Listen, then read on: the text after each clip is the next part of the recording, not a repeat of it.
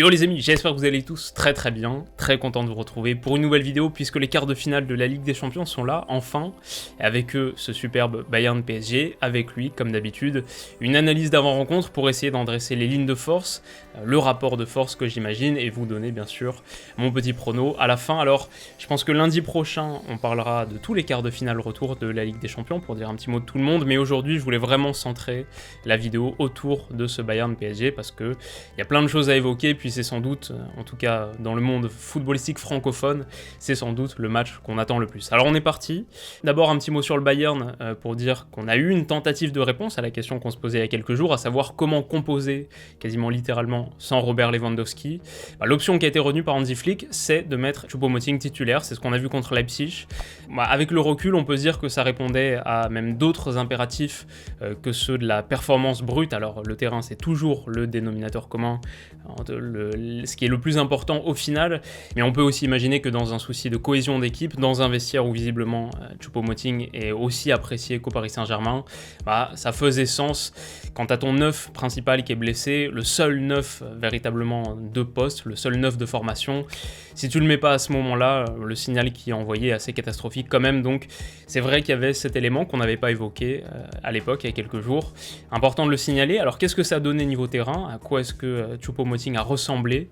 Bon, ça a été assez intéressant, on va dire, du point de vue de la construction. Il y a eu plusieurs déviations, notamment au niveau de la ligne médiane, qui ont facilité les transitions. Et il a été, je dirais, un facilitateur dans l'entrejeu. Quelques décrochages comme point d'appui, notamment pour esquiver et pour résister au pressing de Leipzig, qui était assez intense, surtout sur la première mi-temps. Donc ça a été plutôt bien fait de la part de Choupo-Moting. En revanche, dans la surface, au niveau de la finition, comme ici par exemple, ça a été un petit peu moins brillant. Le truc qu'on peut dire par rapport au Paris Saint-Germain pour se projeter, c'est que je vois pas le PSG opérer comme Leipzig ce week-end. Je pense qu'on aura un PSG relativement plus bas. Et du coup, il pourrait être un petit peu moins utile, un peu moins efficace. Sauf si c'est à la réception de centre, où il a montré même contre Leipzig qu'il était potentiellement assez dangereux. En revanche, sur des ballons à terre et sur les duels qui vont l'opposer à Marquinhos, à Kimpembe, on peut imaginer que cette paire a de quoi étouffer cette menace. Donc ça c'est pour son importance. Évidemment, c'est impossible de remplacer parfaitement Robert Lewandowski qui cette saison, toutes compétitions confondues, c'est 42 buts. En Bundesliga, on est sur 35 buts en 25-26 rencontres. Depuis son forfait, les cotes de la qualification, alors pas nécessairement du match aller, mais de la qualification, ont évolué de manière assez drastique et sont assez bien représentatives de cette évolution. Avant, le Bayern était favori à 1,48 pour la qualif et le PSG c'était 2,65.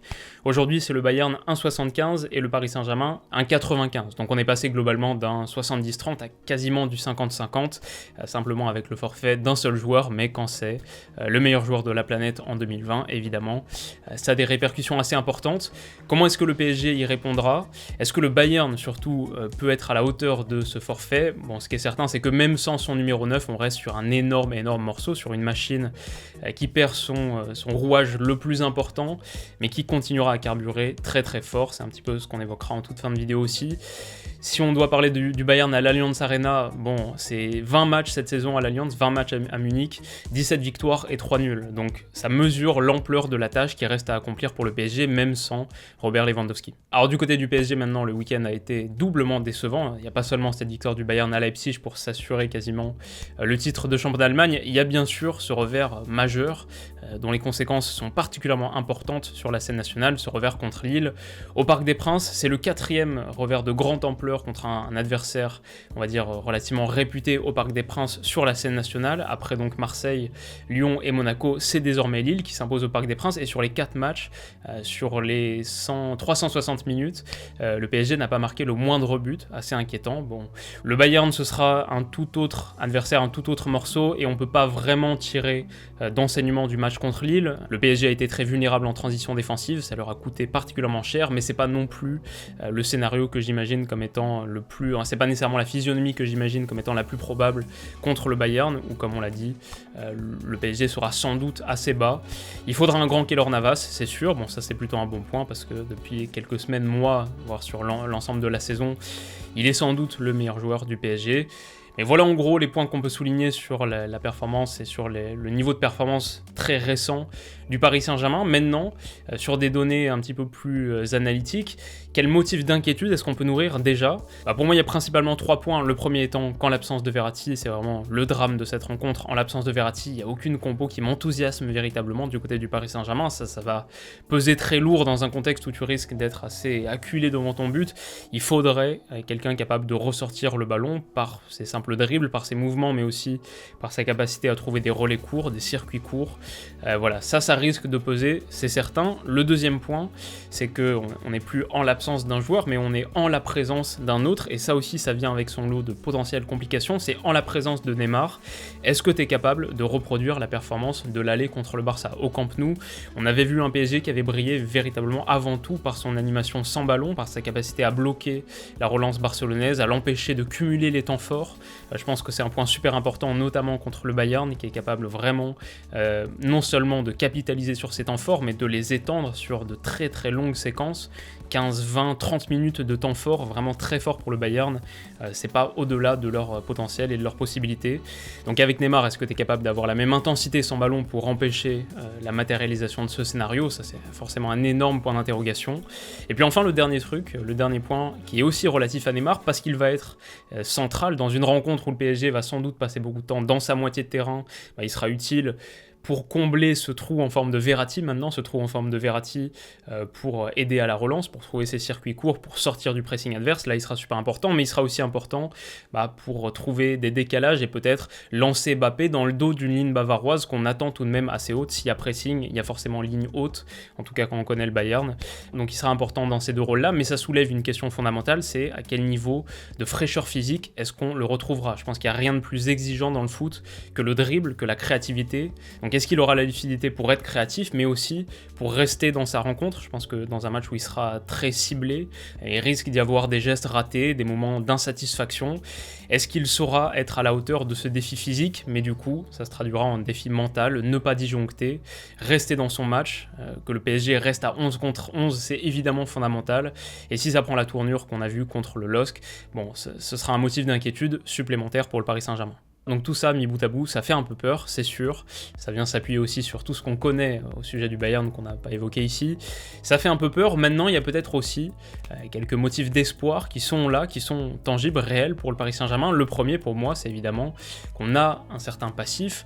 On a une finale de Ligue des Champions sur laquelle s'appuyer. Une finale que le PSG n'a perdu que 1-0 dans un match où le PSG s'est procuré pas mal de situations, où la partie aurait pu peut-être pencher dans l'autre sens, et où le Bayern avait Robert Lewandowski, où le Bayern avait Thiago Alcantara, sans doute le MVP de la finale, où le Bayern avait un Alphonso Davies qui évoluait à un plus haut niveau qu'actuellement, que cette saison, et où le PSG n'avait pas Marco Verratti. Alors il est entré en cours de match, mais il n'était pas titulaire au coup d'envoi, donc une situation de ce point de vue-là similaire à celle qu'on verra mercredi. Ce match n'a été perdu qu'1-0, le PSG aurait pu l'emporter aussi, donc quand on voit les choses de ce point de vue-là, pourquoi pas croire en ce qui serait sans doute un bel exploit. Ça c'est le premier point. Le deuxième, c'est que le Bayern, même si c'est ce rouleau compresseur très très dur de sortir de leur pression, finalement, si tu réussis à le faire, il y a des espaces à aller exploiter derrière, on l'a vu à de multiples reprises, et quant à Kylian Mbappé en plus, t'as sans doute la solution pour aller contre ce problème, contre cette lacune bavaroise, ok.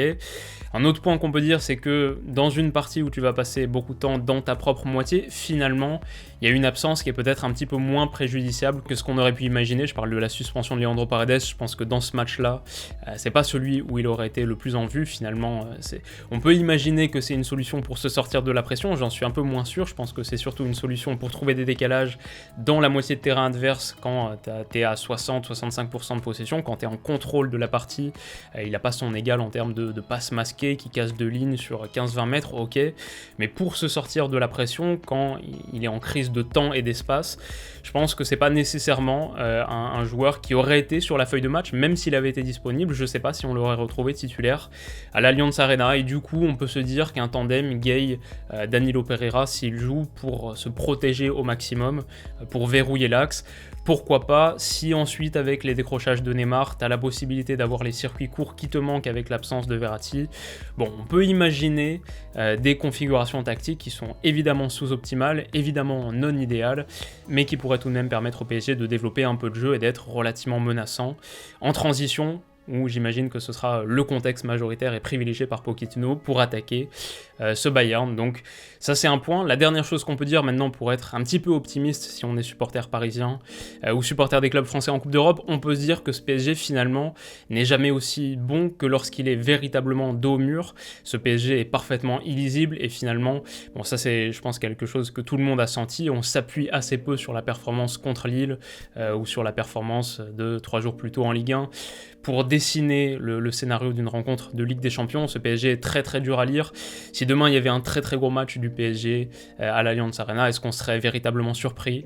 Voilà, je pense que Paris Saint-Germain a montré qu'il avait de la ressource mentale pour rebondir à l'heure où ça compte vraiment sur les gros matchs de Ligue des Champions. Donc c'est pas pour dire pour autant qu'ils vont réaliser l'exploit, mais c'est peut-être pour dire que ça sert à rien de préempter la rencontre de manière trop rationnelle quand on sait à quel point ce collectif l'est peu rationnel. Donc pour mon prono, on a le Bayern à 1,92, le nul qui est à 4 et le PSG à 3,70, ce qui est assez significatif du rapport de force. Le PSG est très très haut pour un match à l'Allianz Arena, qui est la citadelle imprenable de cette saison 2020-2021. Ce que j'imagine personnellement, c'est soit un match nul, en étant assez optimiste, un match nul avec des buts. Le match nul sec, c'est à 4, donc c'est pas mal. Soit plutôt, peut-être le pronostic réaliste, c'est une défaite, mais pas trop décourageante, une défaite avec un but d'écart, simplement un but d'écart, c'est à 3,92, et ça me semble assez bien coté, un scénario 2-1, 3-2, quelque chose qui permet au PSG de continuer à y croire au match retour, ça me paraît plutôt envisageable. Je vois pas non plus le PSG s'écrouler définitivement à l'Allianz Arena, puis en l'absence de Robert Lewandowski, il est possible que le différentiel offensif soit pas très très fort entre les deux.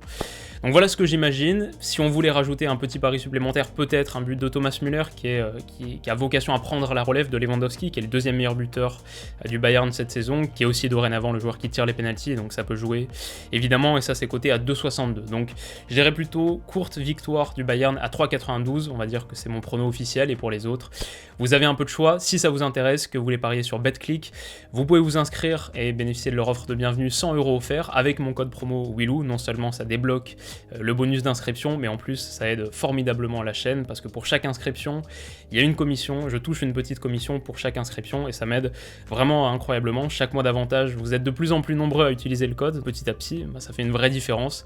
Donc je vous en remercie chaleureusement. Merci d'avoir regardé cette vidéo, ça fait plaisir, j'espère que ça vous a plu et si c'est le cas, vous pouvez mettre un petit pouce bleu. Si vous voulez pas rater la prochaine, qui sera donc alors l'analyse de Real Madrid-Liverpool ou Liverpool-Real Madrid, je crois que c'est Real Madrid-Liverpool, l'analyse de ce match qui sortira sur la chaîne, et puis ensuite bien sûr celle de Bayern PSG le lendemain. Si vous voulez pas rater tout ça, vous pouvez vous abonner à la chaîne. Juste avant qu'on se quitte, un grand merci, un énorme merci pour tous vos retours sur Eurotour Belgique qui est sorti hier, ma série sur l'Euro où on analyse chaque sélection qui va participer à l'Euro. C'était le tour de la Belgique, le retour de la Belgique hier, et vos retours ont été particulièrement élogieux, ça m'a fait vraiment plaisir. Merci pour tout ça, merci pour votre bienveillance, et voilà, c'est tout ce qu'il y avait à dire. On se retrouve très vite pour la prochaine, prenez soin de vous comme d'habitude, bon match bien sûr, et on se dit à bientôt, bisous.